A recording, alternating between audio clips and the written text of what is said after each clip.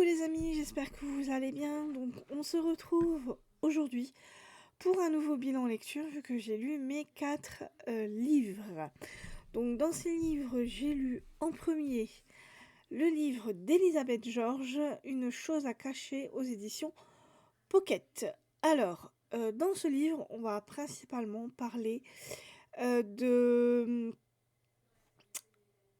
euh, de la mutilation génitale féminine. Voilà, je vais y arriver. Donc nous sommes à Londres, où il y a des familles nigériennes, somaliennes, et en fait, ces familles-là pratiquent encore les mutilations génitales, car pour eux, c'est une tradition ancestrale. Donc dans cette histoire, on va être avec donc plusieurs personnes. On va être avec Théo Bontempi, qui, elle, enquête principalement sur ces mutilations génitales-là. Elle enquête aussi sur les violences faites aux femmes. Elle fait partie de la brigade luttant contre ces violences faites aux femmes et ces mutilations génitales. Et en fait, elle suit, là, elle est elle enquête sur une clinique qui pratiquerait justement ces mutilations génitales. Et malheureusement, donc Théo Bontempi va être retrouvé chez elle assassiné.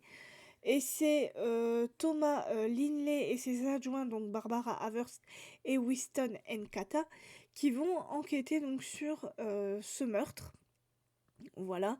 Et en épluchant donc le passé de Théo Bontempi par rapport à sa famille, donc ils vont interroger les membres de sa famille, donc ses parents et sa sœur. Et en interrogeant aussi l'entourage et aussi les personnes qui ont un lien avec cette fameuse clinique sur laquelle elle enquêtait, ils vont découvrir que Théo Bontempi était une personne très secrète, voilà, par rapport aux personnes qu'elle connaissait. Et voilà, et en assemblant les pièces du puzzle, donc ils vont finir par comprendre ce qui s'est réellement passé.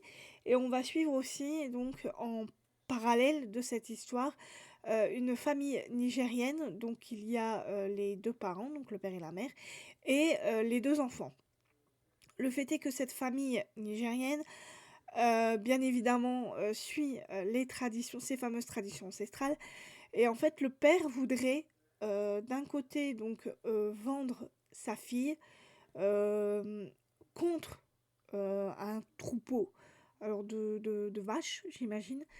Voilà, donc il voudrait l'emmener au Nigeria pour pouvoir et la vendre pour la marier et aussi donc faire cette fameuse incision génitale qui est strictement interdite.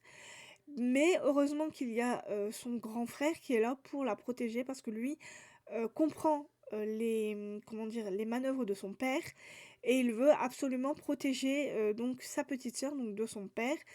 Et pour cela, il va tout simplement demander de l'aide de sa petite amie. Voilà, et en parallèle, donc il va faire la connaissance de Thomas Linley et de ses adjoints, donc Barbara et Winston, qui vont l'aider pour protéger donc sa petite sœur. Voilà, donc dans toute cette histoire, on va comprendre ce qui se passe vraiment à Londres par rapport à ces familles nigériennes et somaliennes qui continuent donc ces traditions malheureusement qui sont strictement interdites, mais ils demandent l'aide de personnes vraiment malhonnêtes qui justement font ces incisions génitales, mais qui sont des vrais charcutiers et qui en fait détruisent donc ces jeunes filles parce que en fait ces incisions génitales se font au plus jeune âge. Voilà, et en fait ça traumatise ces futures femmes en fait, hein, voilà, parce que au fur et à mesure qu'elles grandissent, elles sentent qu'il y a quelque chose qui ne va pas et du coup, au niveau de leur rapport sexuel, elles souffrent plus qu'autre chose, en fait. Et elles se rendent compte de ce qui se passe et elles essayent de tout faire pour, comment dire, faire des opérations de reconstruction. Voilà. Mais c'est relativement compliqué parce que ces opérations sont, comment dire, elles sont payantes, elles sont chères et c'est pas évident pour ces jeunes filles-là. Voilà donc de quoi on va parler dans cette histoire. C'est un sujet très très intéressant. Ça se lit très très vite parce que les chapitres sont très courts et il y a plein de rebondissements dans cette histoire. Donc moi, ça a été vraiment un vrai bonheur de lire ce livre. Au début, j'avoue que j'ai eu très peur parce que ce livre est une vraie bricasse. Il fait un peu plus de 800 pages. 860 pages. Donc ça a l'air assez gros comme ça, mais quand j'ai vu que les chapitres étaient très très courts et que il y avait toujours des rebondissements, beaucoup de dialogues, voilà, ça s'est lu au final très très vite et j'aime beaucoup la plume d'Elizabeth George que j'avais déjà lu dans Une avalanche de conséquences que j'avais beaucoup aimé. À savoir aussi que dans cette histoire, donc, ce sont des personnages récurrents. Donc Thomas Linley, Barbara Havers et Winston Nkata sont des personnages récurrents d'Elizabeth George. À savoir que ce tome-là est un tome 21. Voilà. Donc pour ceux qui veulent commencer la saga du début, voilà, sachez que là c'est le tome 21 mais bon, moi personnellement ça ne m'a pas trop embêté. Voilà, que ça soit le tome 21. Après, ça peut gêner certaines personnes. Donc, je tiens à vous le signaler, tome 21, personnage récurrent. Voilà. Ensuite, j'ai lu un Morgane, mon comble. J'ai lu le tome 3 de sa saga des saisons, Un printemps pour te succomber, aux éditions Hugo Roman. Et ça a été vraiment un gros coup de cœur pour moi. Donc, mon deuxième coup de cœur pour cette saga de Morgane Moncomble, en sachant que le premier c'était Un automne pour te pardonner, que j'avais vraiment beaucoup aimé. J'avais eu un gros coup de cœur aussi pour celui-là. Là, ici, dans cette histoire, on va retrouver donc Nolia, qui est fleuriste, qui vit à... Je crois que c'est à Londres qu'elle vit, ou en Hollande. Je sais plus, enfin bref. Je crois que c'est en Hollande. Si je me trompe pas, je crois que c'est en Hollande. Donc en fait, Nolia est fleuriste et malheureusement, donc son affaire n'est pas très florissante. Elle a des gros soucis d'argent. Du coup, elle va vouloir demander à ses parents, qui sont très très riches, de l'aider tout simplement pour qu'elle puisse continuer comment dire, à vendre des fleurs. Surtout que elle a un petit bébé, une petite fille. Mais ses parents vont accepter de lui prêter cet argent à une seule condition, enfin deux, voilà, deux conditions. Donc qu'ils puissent voir leur petite fille, parce que depuis la naissance de la petite fille, ils n'ont pas pu, ils ont coupé les ponts en fait avec leur fille. Euh, donc de un, voir leur petite fille, et de deux, qu'elle se marie, tout simplement. Voilà, qu'elle se marie, donc il voudrait qu'elle se marie avec son ex. Malheureusement, Nolia a un grave problème par rapport à cet ex. Excusez-moi. A un gros problème avec son ex. Ils se sont quittés d'une façon assez, comment dire, assez dramatique. Voilà, on comprend vite que son ex est quelqu'un de très mauvais. Ce que ses parents ne savent pas, bien évidemment. Et en fait, elle va tout simplement accepter parce qu'elle a besoin de l'argent de ses parents. Mais elle ne va pas vouloir retourner avec son ex.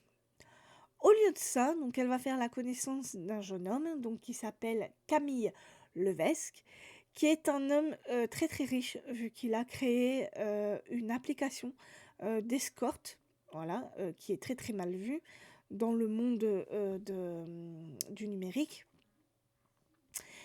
Et en fait, pour comment dire, échapper un peu au scandale, il va tout simplement, par un concours de circonstances, rencontrer donc Nolia, qui va lui faire sa proposition et il va accepter.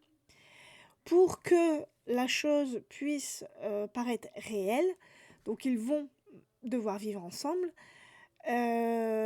Et pour Camille, ça va être vraiment quelque chose de nouveau vu qu'il n'a pas du tout l'habitude de cela. Lui, c'est plutôt quelqu'un qui court les filles. Mais là, avec Nolia, il y a quelque chose qui se passe. Voilà, on sent que lui est, comment dire, est assez réticent D'ailleurs, il va lui proposer de, comment dire, de signer un contrat. Et dans ce contrat, excusez-moi, j'ai un peu la bouche sèche. Donc, comme je le disais, donc il va lui proposer de signer un contrat. Et dans ce contrat, en fait, il va y avoir une clause. En fait, il ne veut pas du tout qu'ils tombent amoureux l'un de l'autre. Donc il va lui dire, il va dire voilà, il dit j'accepte, il dit mais d'abord vous signez ce contrat. Et seconde chose, il ne faut absolument pas qu'on tombe amoureux l'un de l'autre. Nolia lui dit oui, qu'il n'y a aucun souci là-dessus. Elle, tout ce qu'elle veut en fait, c'est pouvoir avoir l'argent de ses parents pour pouvoir continuer à vivre. Donc ils vont commencer tout simplement leur petite comédie, sauf que, bien évidemment, les choses ne vont absolument pas se passer comme prévu, vu que des sentiments vont naître vis-à-vis de nos deux protagonistes, donc Camille et Nolia. Et, euh, et en fait, l'ex de Nolia va réapparaître dans sa vie, ce qui va un peu contrarier Camille, parce que comment dire, il y a tout simplement un fil conducteur à tout ça. Et ça, on le comprend à la fin du récit. On comprend vite qu'il y a un lien entre Camille, Nolia et son ex-petite amie. Voilà, et tout ça va être englobé dans toute l'histoire. Ce qui fait que, comment dire, Nolia, elle aussi va être un peu déroutée des sentiments des sentiments qui commencent à naître pour Camille, parce qu'en même temps, il y a son ex qui la poursuit, et ça la met vraiment très très mal à l'aise. Mais Camille est quelqu'un de très charismatique, et il ne va absolument pas laisser faire l'ex de Nolia. Et voilà, et ça va créer ça va vraiment créer quelque chose, et c'est une très belle histoire, c'est une magnifique histoire. Moi, j'ai beaucoup aimé tous les personnages, j'ai aimé la plume de Morgane Moncombe, comme d'habitude, mais là, il y a eu quelque chose en plus qui fait que, sûrement les thèmes abordés sont des thèmes vraiment très très beaux. Euh, et au bout d'un moment, à la fin, on comprend le lien qu'il y a entre Camille et Nolia, parce qu'il y a vraiment un lien entre eux. Elle, Nolia, ne s'en rend pas compte, mais lui, Camille, sait. C'est très bien le lien qui l'unit à Nolia, et nous, on va le comprendre tout à la fin, et ça a été vraiment un bon gros rebondissement, comme moi je les aime. Et en fait, ce livre se lit, mais magnifiquement bien. En fait, moi, j'ai pas arrêté de tourner les pages. À chaque fois que je devais malheureusement le mettre de côté parce que bah, j'allais dormir, j'allais manger, tout ça, j'avais qu'une envie, c'était de continuer le livre pour le finir le plus vite possible. Voilà, parce que j'étais vraiment bien dedans. Voilà, j'ai vraiment tout aimé dans ce livre. C'est pour ça que pour moi, ça sera mon petit coup de cœur de cette année encore. Voilà. Donc, si vous aimez Morgane Moncombe, si vous avez aimé le début de cette saga, n'hésitez pas à la continuer parce que c'est une très belle histoire. Voilà. Donc, Un printemps pour te succomber de Morgane Moncomble, le tome 3 aux éditions Hugo Roman.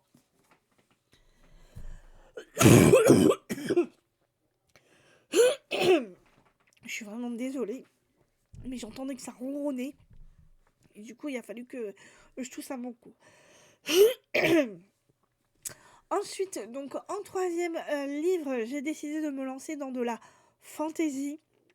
Donc, je me suis lancée dans le tome 0 des Chevaliers d'Émeraude, les premiers chevaliers aux éditions Michel Lafon, d'Anne Robillard. Donc, comme vous le savez, je suis une fan d'Anne Robillard. J'ai lu tous les tomes des Chevaliers d'Émeraude, j'ai lu tous les tomes des Héritiers d'Ankidiev et tous les tomes des Chevaliers d'Antares. Là, je suis tombée sur ce tome-là, donc c'est le tome 0, donc Anne Robillard a voulu faire ce tome-là pour, comment dire, en fait ce tome est le prémisse de ce qui va se passer dans les autres tomes. Voilà. Donc dans ce tome, on va être avec tout simplement Onyx, qui va être un des premiers chevaliers d'émeraude. Voilà, donc comment dire, le suivre plus en profondeur. Voilà, parce que Onyx est aussi dans les autres tomes, mais là c'est vraiment, on fait vraiment plus sa connaissance en profondeur. On sait qui sont ses parents, comment est-ce qu'il est né, comment est-ce qu'il a réussi à avoir tous les pouvoirs qu'il a, comment est-ce qu'il est rentré au service du roi d'Emeraude en étant le premier des chevaliers,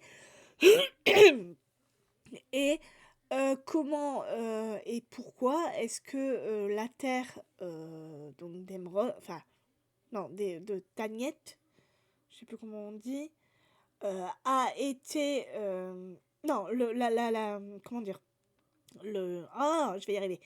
La terre d'Ankiliev, pardon, a été envahie par les hommes scarabées, donc qu'on appelle les Tagnettes. Donc, on fait la connaissance d'Onyx, on sait comment il est né, donc en fait il a été frappé par la foudre à sa naissance, ce qui lui a permis d'avoir des pouvoirs magiques. Voilà. Donc, ce qui a fait de lui un enfant assez particulier, vu que dès l'âge de 2 ans, il savait déjà lire. Voilà, il savait déjà former des phrases complètes. Donc, ses parents, pour parfaire ses connaissances, lui ont payé un précepteur. Voilà.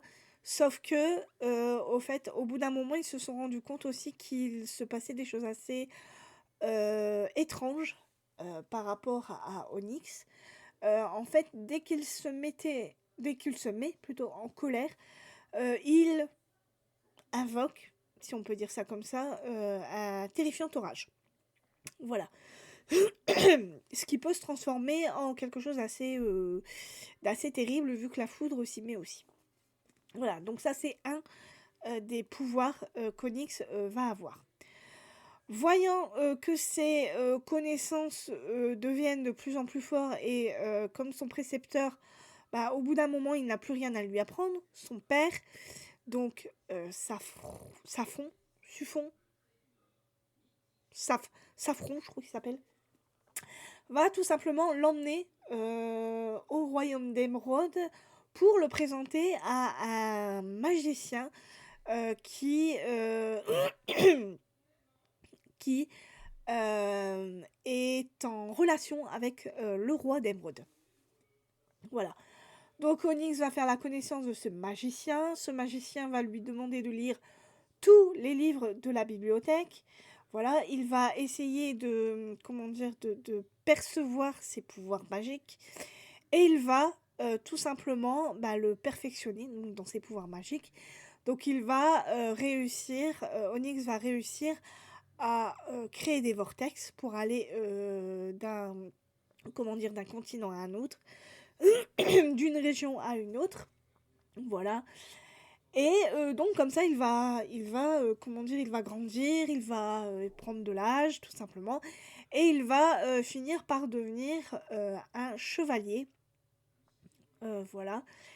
Et en fait un jour le roi d'argent, donc Adrian, va tout simplement faire appel au roi d'Émeraude en lui disant que donc dans sa région à lui, il y a une invasion d'hommes insectes qui fait rage, et il aurait besoin que tous les chevaliers donc d'émeraude, d'argent, de toutes les régions en fait, de saphir, de cristal, voilà, il y a plein de régions en fait. Ankiliev est un immense pays, et dans ce pays il y a plein de petites régions.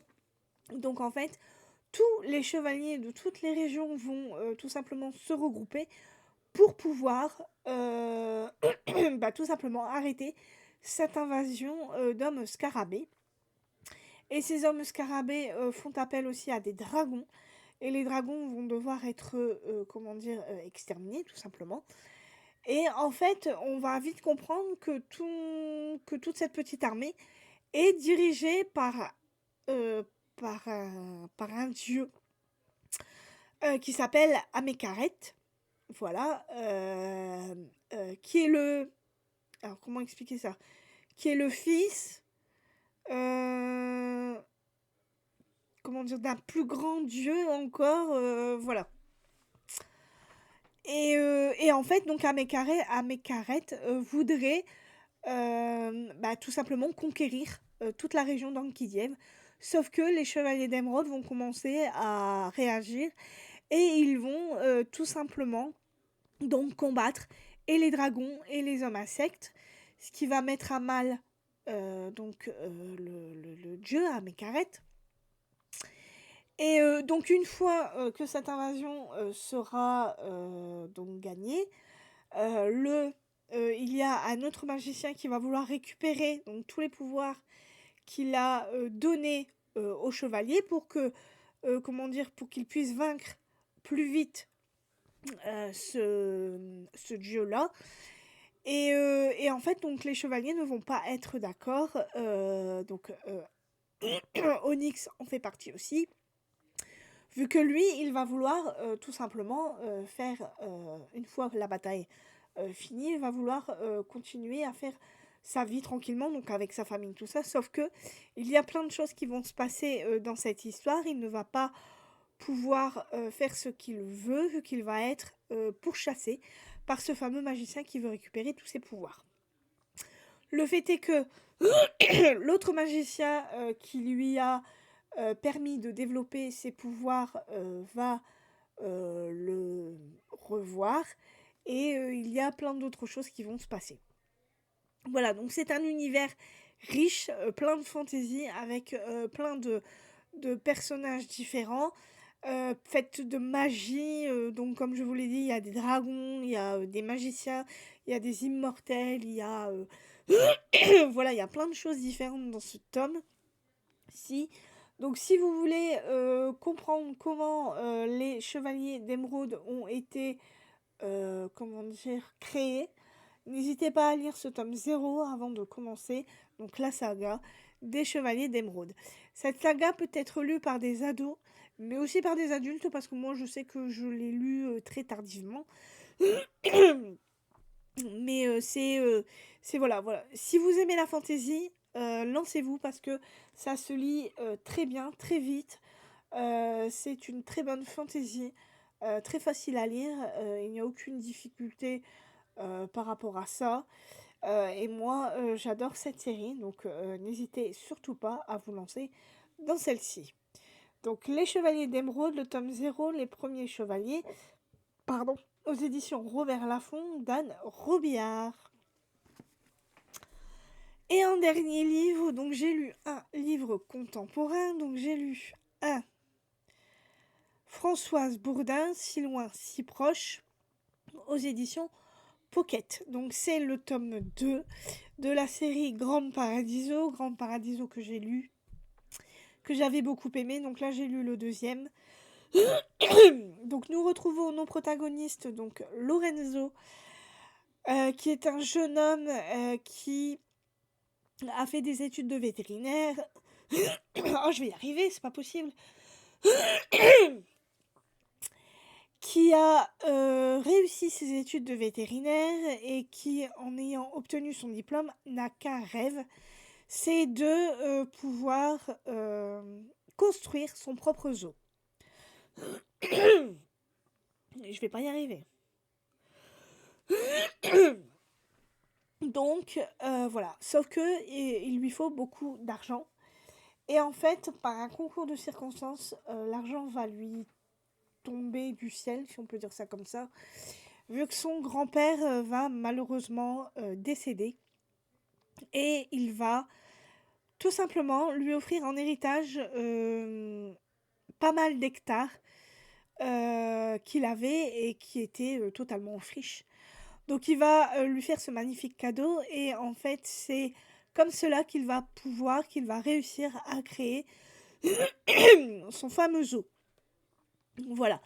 Donc, mais alors attention, ça ne va pas être un zoo comme tous les autres zoos, il n'y aura pas d'attraction, il ne va pas y avoir de jeux pour enfants, comme des balançoires, des toboggans, tout ça. Non, lui, il veut vraiment que ça soit un zoo consacré aux animaux, à part la boutique de souvenirs qu'il y aura dans le zoo, mais ou sinon, je vais pas y arriver. Mais ou sinon, ça sera vraiment un zoo consacré aux animaux, aux enfants, aux adultes, pour qu'ils puissent comprendre l'intérêt qu'il y a euh, par rapport aux différentes espèces qu'il va installer dans son zoo. Il va faire des enclos beaucoup plus grands pour que les animaux puissent tout simplement comment dire, se dégourdir un peu plus les pattes, même si il s'en rend bien compte. Le mieux, ça serait qu'il vive en totale liberté, mais ça, ce n'est pas possible. Lui, tout ce qu'il veut, c'est pouvoir conserver les espèces vraiment menacées par tout ce qui est braconnage, déforestation, etc., etc. Dans ce tome-là, nous revoyons donc Lorenzo qui va avoir l'opportunité de partir en Afrique grâce à un ami qui va tout simplement lui proposer de venir dans sa réserve au Kenya pour pouvoir tout simplement voir comment ça se passe quand les animaux sauvages sont dans leur état naturel. Donc il va accepter et il va confier donc son zoo à Julia, Julia qui est une autre vétérinaire, voilà, qui a été à un temps reculé son ancienne petite amie.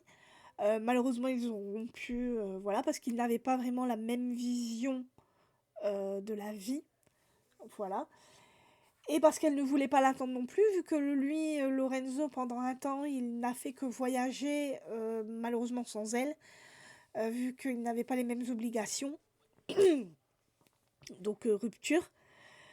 Il l'a embauché comme vétérinaire, donc il lui confie les clés de son parc, donc lui il part au Kenya. Tout va bien se passer au Kenya, et il va finir par rentrer.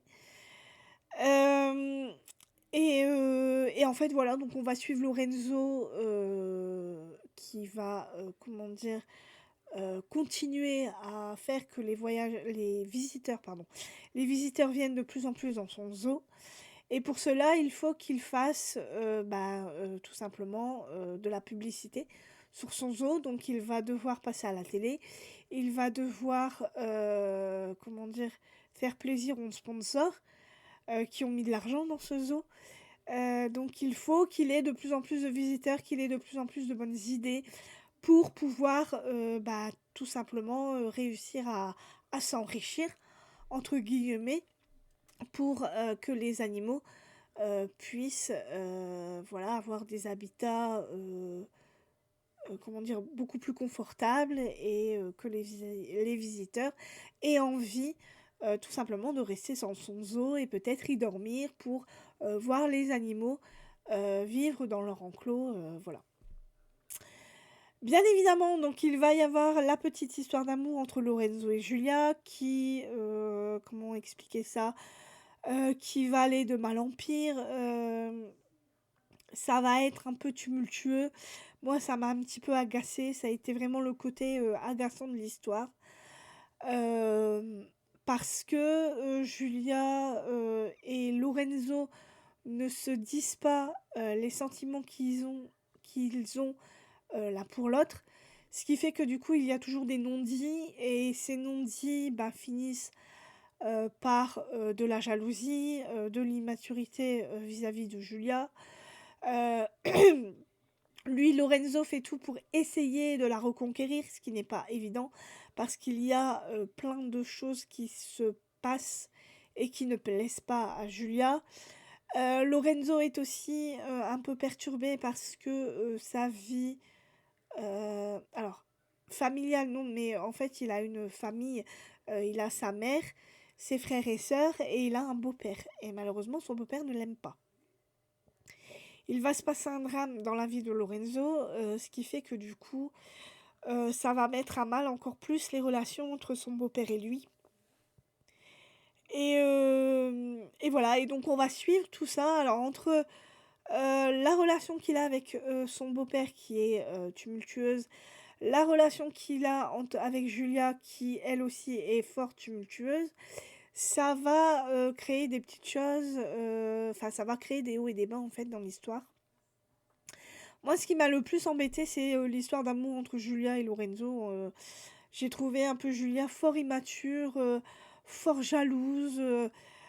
Ça m'a plus énervé qu'autre chose et ça m'a, comment expliquer ça? Ça m'a ralenti dans ma lecture. Voilà. C'est vraiment embêtant quand bah, les relations sont comme ça. C'est des non-dits et c'est pénible. Au lieu de se dire les choses. Voilà. Ils auraient dû se dire les choses telles qu'elles étaient et puis c'est tout. Mais Julia n'a rien fait pour que leur relation aille mieux. Sauf à la fin, bien évidemment. Tout est bien qui finit bien, j'ai envie de vous dire. Mais sinon, dans l'ensemble, ce roman a été sympa à lire. La plume de Françoise Bourdin est toujours aussi belle.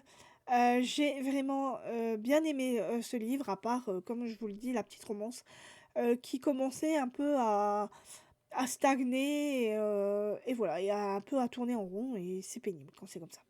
Mais sinon, dans l'ensemble, ça a été, j'étais vraiment ravie de finir cette saga, enfin cette duologie plutôt. Voilà. Donc Françoise Bourdin, Si loin, si proche, aux éditions Pocket. Donc voilà pour mon bilan lecture, pour mes livres lus.